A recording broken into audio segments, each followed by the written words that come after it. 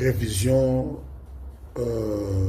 sur la Constitution en République démocratique du Congo pour extendre le mandat au troisième de l'actuel notre président Félix Tshisekedi. Et ce qui est étrange, le pasteur s'en mêle. Et sur la toile, il y a ce qu'on appelle de Toyiboyi, actuellement sur Internet, un peu partout. Alors moi aussi, en tant qu'un homme de Dieu, pasteur, je pense intervenir selon la parole de Dieu. À mon humble avis, le pasteur au Congo, en RDC, dépasse de lignes rouges. Ce sont eux le premier qui allèguent des églises à leurs fils biologiques.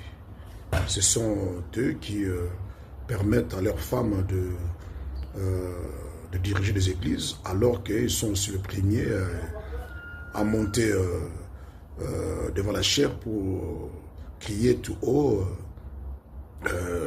qu'une femme ne peut pas diriger une église et une femme ne peut pas prêcher tout consort. En coulisses, ce sont leurs femmes qui tirent le ficelle derrière leur fils biologique. Donc cela n'est pas biblique. Dieu n'appelle pas le fils et le père en même temps. Dieu appelle d'abord David, et après c'est Dieu lui-même qui a dit à David, ton fils Salomon va te succéder.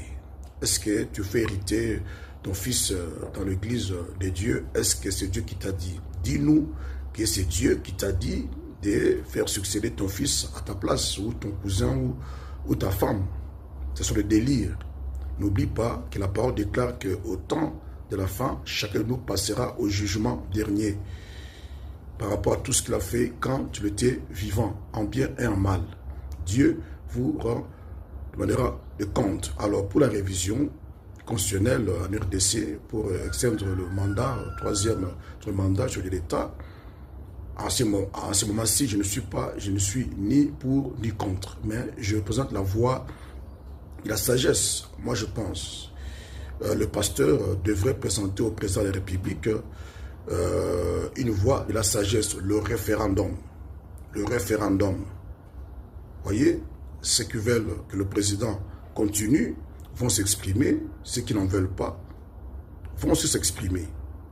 Et le bilan du chef de l'État, le président Félix Tshisekedi, sera mis en épreuve. Il a bien travaillé, le peuple, la majorité va s'exprimer. Tout le monde sera d'accord que la majorité s'était exprimée